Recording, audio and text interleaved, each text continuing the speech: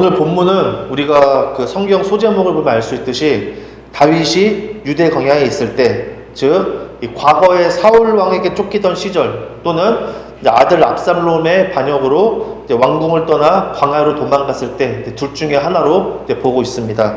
특히 본문 1절에 물이 없어 마르고 황폐한 땅에서 내가 간절히 주를 찾는다 라는 것으로 보아 이제 목숨이 경각에 달린 도망자의 신분으로 볼 수가 있죠.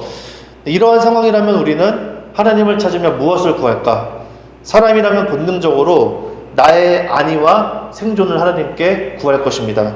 아니면은 간혹 정말 드물게 하나님께 모든 것을 맡기니 하나님의 뜻대로 하옵소서라고 그렇게 기도하는 사람도 있기는 하겠지만 드물 거예요. 왜냐하면 본능적으로 사람은 이런 상황에서는 자신의 안위와 생존을 찾기 때문입니다.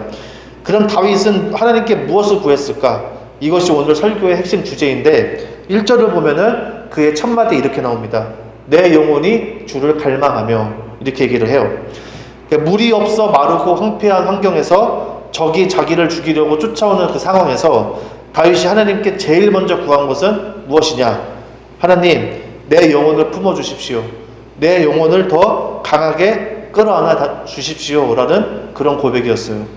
물론 그 뒤에 내 육체가 주를 앙모하나이다 라고 고백을 했으나 영혼이 먼저 주님을 강하게 찾았다는 사실, 영혼이 먼저 반응했다는 것이 포인트입니다.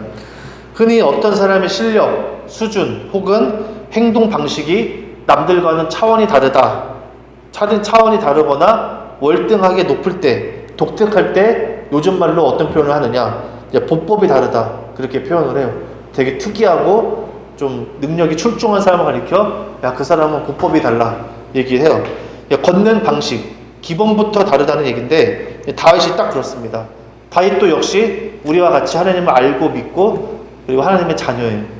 근데 1절에서부터 죽을 것 같으면 사람이 살려달라는 말을 당연히 해야 되는 그 상황에서 이 보법이 다르다는 걸 확연히 느낄 수가 있습니다. 괜히 하나님께서 다윗을 가리켜 내 마음에 합한 자다라고 그렇게 말씀을 하신 게 아니라는 것을 다시 확인할 수가 있어요. 그러면 이 삶과 죽음의 경계에서 다윗이 하나님께 고백한 내 영혼이 주를 갈망한다는 게 구체적으로 무엇이냐? 2절부터 순서대로 보면 알 수가 있습니다. 2절에 내가 주의 권능과 영광을 보기 위하여 이와 같이 성수에서 주를 바라보았나이다 라고 얘기를 했어요. 그러니까 다윗이 성전에 간 이유는 우리도 대입할 수가 있습니다. 우리가 하나님의 앞에 나와서 예배를 드리는 이유, 다윗도 똑같아요. 다윗도 똑같이 사람이니까 하나님 앞에 예배를 드립니다. 근데 다윗이 성전에 간 이유는 하나예요. 주의 권능과 영광을 보기 위하여. 쉽게 말하면은 하나님께 가까워지고 싶어하는 그거 외에는 별다른 이유가 없었다라는 게 성경을 보면 알 수가 있습니다. 그리고 지금 황폐한 땅에서 목숨이 위태로운 상황, 그런 상황이지만 다윗은 어떻습니까? 여전히 다윗의 목적은 하나예요. 하나님과 가까워지는 것. 하나님 품 안에 있음을 경험하는 것이 내게 가장 지금 이 순간 필요한 것입니다 라고 다윗은 고백을 합니다. 내 영혼이 주를 갈망한다는 것은 하나님을 보고 느끼고 그 옆에 가까이 있는 것만큼 소중한 것이 없다는 얘기예요. 그러니까 단순히 소중하다는 개념이 아니라 나라는 존재가 느낄 수 있는 가장 필요한 갈증, 존재론적인 어떤 갈증이라고 볼 수가 있는 거죠. 영혼이 주를 갈망한다는 게 어느 정도냐? 3절에 나옵니다. 주의 인자하심이 생명보다 나음으로 내 입술이 주를 찬양할 것이라. 이 말은 주님의 한결같은 사랑이 생명보다 더 소중하기 때문에 내 입술로 주님께 영광을 돌립니다. 이 말과 같은 거예요. 내가 살고 죽는 것보다 주님의 한결같은 사랑이 더 소중하다는 고백. 이는 하나님 앞에 인간의 생명은 더럽고 부질없다는 게 아닙니다. 내가 사나 죽으나 주님의 권능과 영광을 영원토록 볼 수 있다면 그만한 게 없습니다 라는 고백이에요. 이것이 무엇이냐면 바로 내 영혼이 주를 갈망하는 상태다라는 걸 알 수가 있죠. 사람에게 있어 주님의 권능과 영광을 보는 것이 가장 큰 복이자 기쁨이라는 것을 다윗은 깨달았어요. 그리고 그것을 깨달은 다윗이 4절에 보면은 뭐라고 하느냐? 이러므로 나의 평생의 주를 송축하며 주의 이름으로 말미암아 나의 손을 들리이다 라고 고백을 하지 않을 수가 없는 겁니다. 우리가 이 시편 가사를 통해 시편 가사죠. 시편 말씀을 통해서 나오는 찬양이 많아요. 그렇죠? 왜냐하면 시편 자체가 음악에 맞춰서 부르는 노래 가사이기 때문에 이 시편 내용을 가지고 만들어진 현재 CCM이라든지 찬양이 많습니다. 근데 우리가 이 말씀도 많이 들어봤잖아요. 내 평생의 주를 송축하며 주의 이름으로 말미암아 나의 손을 들리이다. 근데 이 고백은 그냥 한다고 되는 게 아니에요. 아무런 전후 관계없이 그냥 해서 되는 게 아니라 내 영혼이 주님을 갈망하는 걸 경험하고 그것이 사람에게 가장 큰 기쁨임을 깨달은 사람만 할 수 있는 고백이에요. 제가 늘 말씀드리는 것처럼 성경은, 하나님의 말씀은 논리적 순서가 있습니다. 전후 관계가 분명해요. 그에 의하면은 논리적 순서에 따른 결과가 뭐냐? 영혼이 주님을 갈망하는 사람이 뭘 할 수 있어요? 평생의 주를 송축하며 주의 이름으로 말미암아 나의 손을 듭니다 라고 그렇게 할 수가 있다는 얘기입니다. 이어서 5절에 보면은 골수와 기름진 것을 먹음과 같이 나의 영혼이 만족할 것이라 나의 입이 기쁜 입술로 주를 찬송하되 라고 얘기를 해요. 이거는 물이 없어 마르고 황폐한 땅에서 기름지고 맛깔진 음식을 배불리 먹은 것 같이, 실제로 그렇게 먹진 않았지만 그런 것 같이 내 영혼이 만족한다 라는 그 말이에요. 그래서 그 결과 기쁨에 찬 입술로 주님을 찬양할 것이다 라고 말을 하는 겁니다. 그러니까 찬양은 주님으로 인하여 영혼의 만족을 얻은 사람만이 할 수 있는 행위예요. 그러니까 찬양은 우리가 그런 마음이 없는데 억지로라도 한다, 그 마음을 하나님께서 보시는 건 맞아요. 하지만 진정한 의미에서 찬양은 주님으로 인하여 영혼의 만족을 얻은 사람만이 할 수가 있는 거예요. 그러니까 환경이 어떻든 말든 그건 문제가 안 되는 겁니다. 내 영혼이 만족하느냐, 하나님 한 분으로 내 영혼이 만족할 수 있는 사람만이 하나님을 찬양할 수가 있다라는 것을 알 수가 있죠. 또 본문 6절에 보면은 내가 나의 침상에서 주를 기억하며 새벽에 주의 말씀을 작은 소리로 읊조릴 때 하오리니, 이 말은 잠자리에 들어서도 주님만을 기억하고 밤을 새우면서도 주님만을 생각한다는 얘기입니다.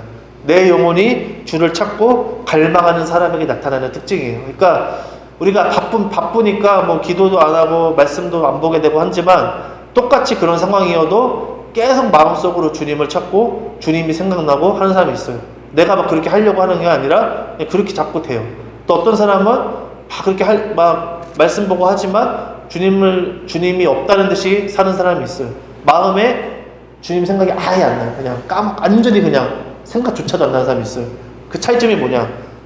우리가 지금까지 보면 알 수 있죠. 내 영혼이 주를 찾고 갈망하는 사람은 아무리 바빠도 주님을 생각을 한단 말이에요. 주님을 생각을 하는 거예요. 다윗도 지금 당장 먹고 살 것도 없고 입에 물도 부족하고 배도 고프고 육신이 지금 생명이 죽느냐 사느냐에 달려있고 지금 상황도 쫓기는 상황, 하나님을 예배하고 그런 상황이 아니에요. 지금 사는 게 문제예요. 지금 다윗은 그런 상황에서 다시 뭐라고 합니까? 내가 잠자리에 들어서도 주님을 기억하고 밤을 새우면서, 언제 쳐들어올지 모르니까 밤을 새우면서도 주님을 생각한다는 얘기예요. 그것은 뭐냐? 영혼이 주를 찾고 갈망하는 사람에게 나타나는 특징이라는 것을 우리가 알 수가 있는 거죠. 그래서 우리가 반대로 생각하면은 내 안위와 생존만이 전부인 사람이 어찌 늘 주님만을 기억하고 생각할 수 있겠느냐, 이 말이에요. 그러니까 앞뒤가 안 맞는 거죠. 그러니까 우리는 내가 부족해서 그런 줄 알아요. 내가 부족해서 주님 생각이 나지 않는 게 아니라 내 영혼의 갈망이 주님이 아니기 때문에 그렇습니다.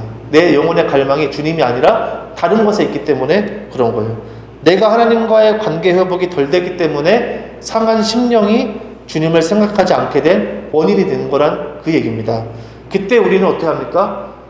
하나님께서 상한 심령을 멸시하지 않고 상한 심령을 드리는 제사를 원하신다는 말씀, 그 말씀에 우리가 근거해서 하나님께 나아갈 수가 있는 거예요. 언제든지 우리는 회복을 할 수가 있는 거죠. 본문 마지막 7절, 주는 나의 도움이 되셨습니다.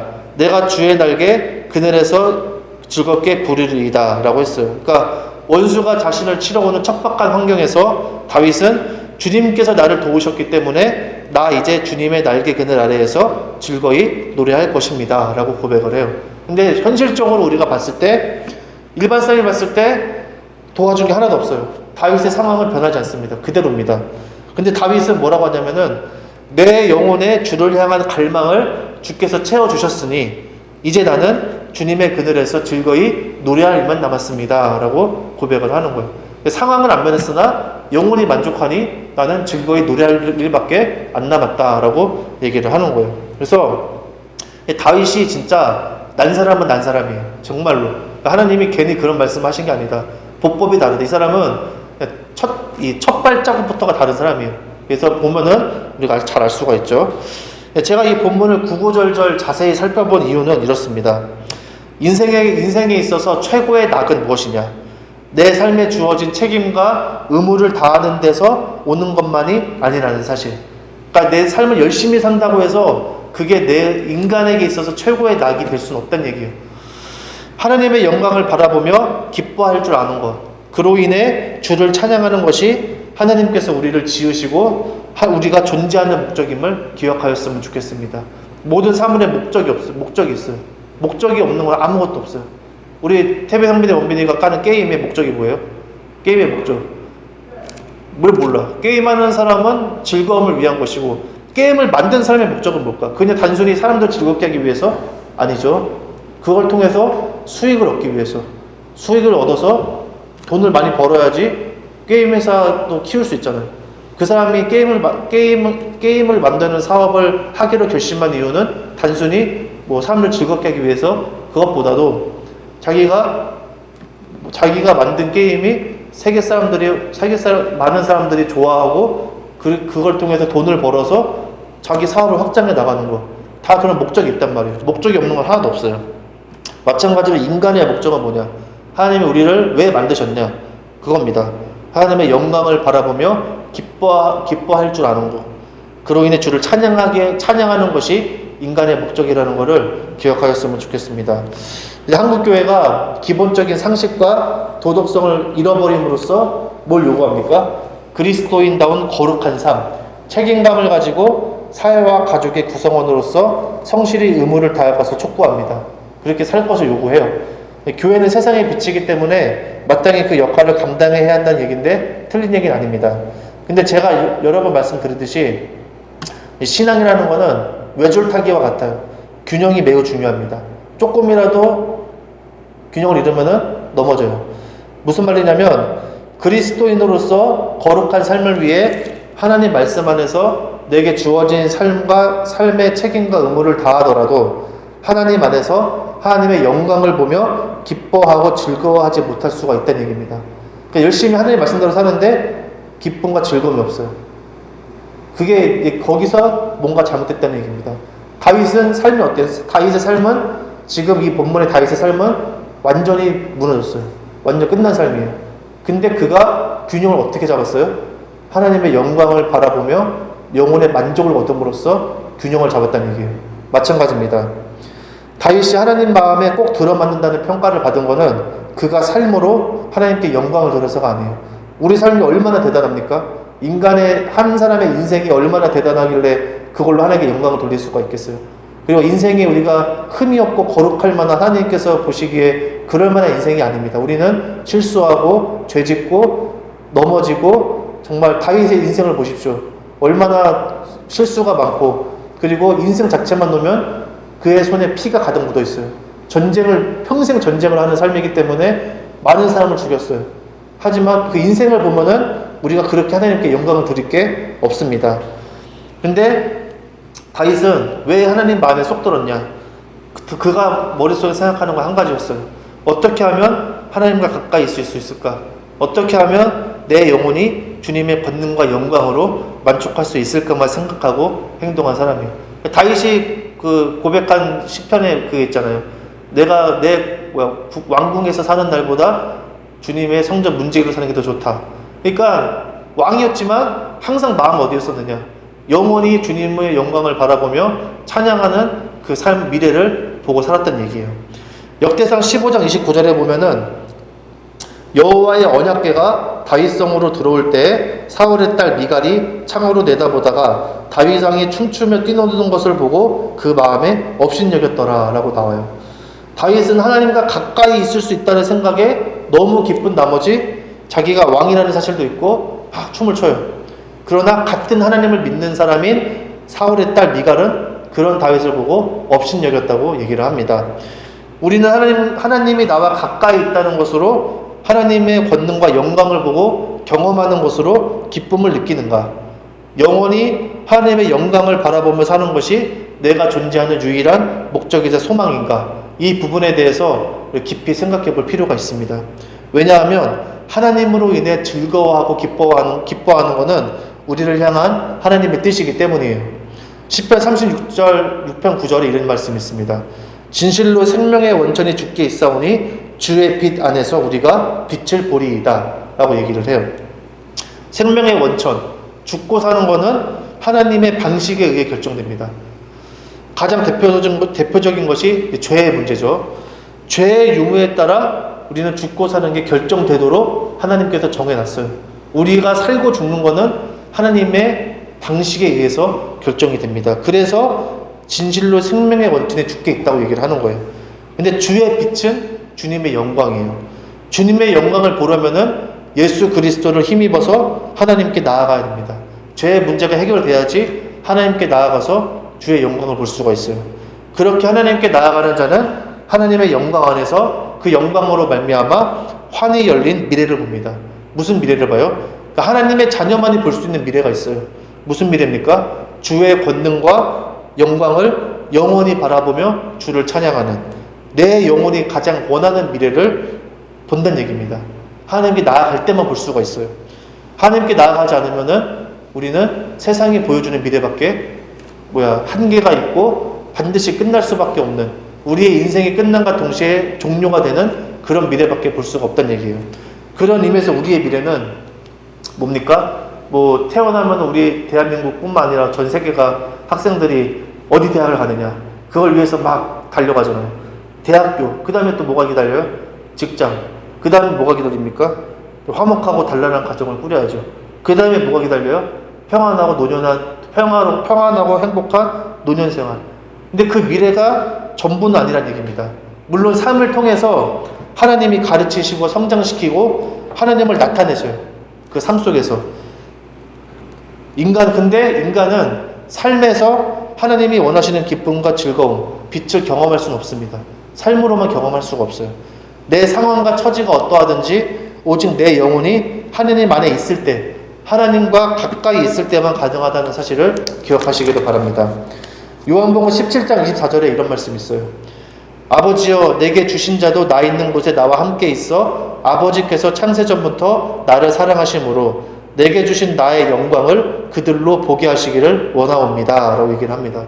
예수님께서 나의 영광을 하나님의 자녀들에게 보게 하시기를 원합니다 라고 얘기를 하세요. 하나님의 영광을 보지 못하고 하나님의 영광을 갈망하지 않으면 우리가 하나님의 뜻을 알 수가 없습니다. 그래서 하나님의 권능과 영광이 아닌 내게 주어진 삶에 초점을 둔 신앙은 우리를 향한 하나님의 뜻을 헷갈리게 만들어요. 자꾸 딴소리를 합니다.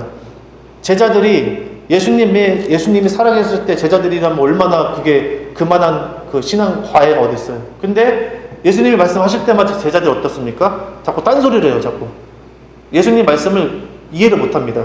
그 이유가 뭐예요? 하나님의 영광을 보기보다 자신과 민족의 영광을 바라봤기 때문이에요. 그러니까 자꾸 딴소리를 하는 거예요. 마찬가지입니다. 우리도 하나님의 권능과 영광을 바라보는 신앙이 아니라 내 삶의 초점, 다음 스텝, 내 인생의 다음 스텝 계속 다음 스텝과 함께 하신 하나님, 자꾸 그걸만 보면은 하나님의 뜻을 제대로 알 수가 없어요. 자꾸 딴 생각을 하고 딴 소리를 하고 딴 마음이 생기는 게 결과입니다. 우리가 성경 인물들의 신앙 그리고 하나님과의 관계를 보면 부러워요. 그렇죠? 부럽기 그지 없습니다. 그러나 그들의 삶만 놓고 보면은 평범함이라고는 찾아볼 수가 없는, 소위 믿는 사람들이 원치 않는 삶을 사는 게 대부분이에요. 믿는 사람들의 특징이 뭡니까? 평범하게 조용하게 살다 가는 거잖아요. 그렇죠? 하나님 안에서 근데 성경 인물 중에 그렇게 산 사람 아무도 없어요. 하나님과 관계가 좋은 사람이 그런 삶을 살았다는 성경 구절은 제가 보지 못했습니다. 모세는 하나님이 유일하게 나와 대면한 사람이라고 했어요. 그러니까 하나님의 얼굴을 보고 안 죽은 사람은 모세 한 명이에요. 그렇게 모세를 귀하게 여겼죠. 근데 그의 삶을 보십시오. 얼마나 막중한 책임감과 의무가 있습니까? 완전 책임과 의무에 짓눌린 삶이었어요. 길들여지지 않는 야생마 같은 노예 근성에 완전히 찌든 이스라엘 민족을 탈바꿈해야 돼요. 하나님의 거룩한 백성으로 잘 키워내라고 세워진 1세대 영적 지도자입니다. 책임감이 어마어마해요. 그거 어떻게 해요? 근데 거의 강아지 데려 놓고 사람 만들어 놓은 거랑 똑같은 거예요. 그거를 모세한테 한 사람한테 맡겼단 말이에요. 얼마나 그의 인생이 쉴 틈도 없었을 거야, 아마 모세는. 근데 그런 책임감도 있는데 환경은 또 어떻습니까? 광야 40년.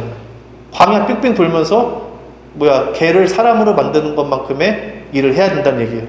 그의 삶만 놓고 보면은 그게 무슨 낙이 있겠습니까? 아무리 하나님을 믿어도.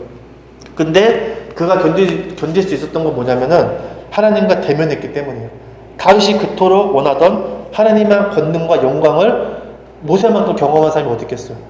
그 강도의 밀도의 차이가 다르잖아요. 다윗은 가끔 성령의 충만함을 받았지만 모세는 하나님을 직접 대면했어요. 그러니까 하나님의 권능과 영광을 경험한 그 차이가 크다는 겁니다. 그렇기 때문에 하나님의 영광을 바라보며 영원히 그분을 찬송하는 미래를 본 거예요. 모세는 내 영혼의 갈망과 만족이 무엇인지를 정확히 알고 하나님으로 인해 영혼의 갈망이 채워졌기 때문에 어떤 삶이라도 그가 감당한 것임을 우리가 오늘 본문을 통해서 알 수가 있는 거죠. 그리고 요셉은 어떻습니까? 요셉은 이스라엘 민족의 멸망을 막고 그 불리한 상황을 오히려 민족의 인구 증가로 바꾸기 위한 그릇으로 하나님께서 선택하셨어요. 약 13년간의 노예 생활이 하나님을 믿는 그의 삶이었습니다. 성경을 보면 뭐라고 나오죠? 근데 여호와께서 함께 하심으로. 요셉이 자꾸 어려울 때마다 성경에 뭐라고 나오냐면은 하나님께서 여호와께서 요셉과 함께 하심으로 라고 얘기를 해요. 그러니까 삶이 좌절과 절망의 연속이었지만 요셉도 하나님과 동행하면서 그분의 권능과 영광을 보았기 때문에 기약이 없는 노예의 삶을 견딘 겁니다. 그리고 그 역시 하나님의 영광과 본과 동시에 하나님께서 그에게 환히 열린 미래를 보여주셨어요. 창세기 50장 24절에 요셉이 죽기 전에 이런 얘기를 합니다. 요셉이 그의 형제들에게 이르되 나는 죽을 것이나 하나님이 당신들을 돌보시고 당신들을 이 땅에서 인도하여 내사 아브라함과 이삭과 야곱에게 맹세하신 땅에 이르게 하시리라 하고 라고 했어요. 요셉은 하나님의 권능과 영광을 봄과 동시에 하나님께서 자신과 후손의 미래를 요셉에게 보여준 겁니다. 그래서 견딘 거예요. 하나님과 권능과 영광을 경험했기 때문에 그 미래를 본 거죠.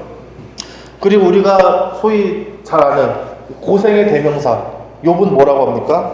내가 죽게 대하여 귀로 듣기만 하였사오나 이제는 눈으로 주를 배움나이다. 그러므로 내가 스스로 거두어드리고 티끌과 재 가운데서 회개하나이다 라고 얘기했어요. 그러니까 하나님을 듣는 것과 보는 것은 차원이 다르다는 얘기예요. 내가 하나님의 권능과 영광을 듣다가 이제 눈으로 보니 인생이라는 것이 이런 모습이든 저런 모습이든 무엇이 중요하겠습니까? 오직 하나님의 권능과 영광 앞에 겸손히 무릎 꿇고 찬양할 뿐입니다 라는 고백이 욥의 고백이에요. 그 후에 하나님께서 욥에게 어떻게 하셨어요? 우리가 잘 알죠. 이것도 이전에 모든 소유보다 갑절을 주셨다. 아내 빼고 다 죽었는데 하나님이 다 더 2배로 채워주셨대요. 또 욥의 말년에 하나님께서 처음보다 더 큰 복을 주셨어요. 욥이 140년을 살면서 아들과 손자 4대를 보았고 건강하게 살다가 평안하게 눈을 감았다는 게 우리가 아는 욥의 내용입니다. 우리는 이 말씀을 보면서 야 역시 고생 끝에 낙이 오는구나 생각할 수 있겠지만 그 얘기가 아니에요. 일반 사람의 시선이라면은 욥의 얘기를 보십시오. 정상적인 얘기가 아닙니다. 가족이 재해로 한순간에 몰살했는데 새 가족이 생기고 재산이 이전보다 더 늘었다고 한들 그 마음의 상처는 어떻게 할 거예요? 트라우마가 보통 트라우마가 아니란 얘기예요. 이게 아무렇지도 않은 해피엔딩으로 끝날 문제인가? 라는 생각을 할 수가 있습니다. 일반적인 사람이라면. 그런데 여기서 포인트는 고생 끝에 낙이 온다가 아니에요. 욥의 변화입니다. 아까도 언급했듯이 인생이 이런 모습이든 저런 모습이든 하나님의 권능과 영광을 듣다가 그걸 본 이상 중요하지 않다는 걸 안 거예요. 그래서 욥은 내가 가족이 다 그렇게 죽고 했지만 욥이 하나님을 본 순간 그 중요하지 않은 거예요. 이제 인생이 이런데 저런데 어떠하리, 하나님의 권능과 영광을 보았다면 그건 그렇게 중요하지 않다는 걸 욥이 깨달은 겁니다. 새 가족을 꾸리고 재산이 늘었다 한들, 지워지지 않는 마음에 상처가 있다 한들, 내 유일한 기쁨과 소망은 영원히 하나님의 영광을 바라보며 그분을 찬양하는 것에 있음을 알게 되었다는 게 이 욥의 포인트입니다. 그렇기 때문에 오늘 본문에 물이 마르고 황폐한 땅에서 적에게 쫓기는 이 다윗의 삶은 문제가 됩니까? 안 됩니까? 안 되는 거예요. 그러니까 시편에 보면은 다윗이 뭐 정신 나간 사람처럼 처음에는 막 원수가 나를 죽이려고 합니다 하나님 하면서 막 하나님께 막 도와달라고 해요. 그러다가 중간에 넘어가면은 하나님께서 나의 방패가 되신다, 하나님 찬양합니다, 하나님 한 분만으로 만족합니다, 계속 시편이 보면은 계속 그렇게 반복돼요. 일반 사람이 보면은 이게 미친 건가 싶지만 그게 아닙니다. 다윗은 그때마다 내 주님의 권능과 영광을 봄으로써 영혼의 충만함을 얻은, 만족함을 얻은 거예요. 그러니까 내가 지금 뭐 동굴에 숨어 있나 쫓기나 그게 문제가 되지 않는 거를 다윗은 인생에서 어려울 때마다 수십 번을 경험을 했기 때문에 그 얘기를 하는 겁니다. 그래서 이것이 그리스도인이 사는 이유이자 목적임을 기억하시기를 바랍니다. 고린도후서 4장 6절에서 9절을 보면 이런 말씀이 있어요. 6절에 어두운데 빛이 비치라 말씀하셨던 그 하나님께서 예수 그리스도 얼굴에 있는 하나님의 영광을 아는 빛을 우리 마음에 비추셨느니라 라고 얘기를 합니다. 그러니까 하나님의 영광을 아는 빛을 우리 마음에 비추셨대요. 그 말은 뭐예요? 하나님의 영광을 알기를 원한다는 겁니다. 7절에 우리가 이 보배를 질그릇에 가졌으니 이는 심히 큰 능력은 하나님께 있고 우리에게 있지 아니함을 알게 하려 함이라 라고 했어요. 이 보배, 하나님의 영광을 누가 가졌어요? 질그릇, 보잘것없는 우리 연약한 사람이 가졌대요. 그래서 심히 큰 능력은 하나님께 있고 우리에게 있지 않더라, 이 얘기입니다. 그래서 우리가 이 말씀을 보면은 뭐 하나님을 잘 믿으면은 심히 큰 능력은 하나님께 있으니까 다 된다, 그 얘기 아니에요. 하나님의 영광을 알고 영광을 본 사람만이 이 고백을 할 수가 있는 거예요. 8절 9절에 우리가 사방으로 우겨싸움을 당하여도 쌓이지 아니하며 답답한 일을 당하여도 낙심하지 아니하며 박해를 받아도 버림받지 아니하며 거꾸러뜨림을 당하여도 망하지 아니하고, 이 말씀도 우리 잘 알죠? 이 말씀도 믿는다고 되는 게 아니라 어떻게 돼요? 하나님의 영광을 알고 내가 그 주님의 권능과 영광을 직접 보았기 때문에 어떻게 되는 거예요? 어떠한 일에도 낙심하지 않고 실제로도 망하지 않는다라고 고백을 하는 겁니다.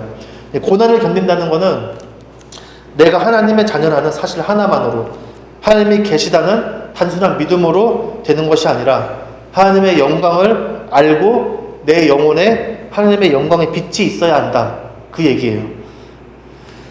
어떠한 상황에서도 우리가 하나님께 가장 먼저 구해야 할 것, 이것이 무엇이냐, 오늘 본문을 통해 알 수가 있죠. 사실은 신앙생활을 오래 하면은 구할 것도 없습니다. 어려우면 물론 어려운 것 놓고 구하겠지만 우리는 하나님은 뭘 원합니까? 우리가 성장하길 원해요. 성숙하길 원해요. 하나님 사탕 먹고 싶어요, 사탕 주세요. 그럴 때가 있어요.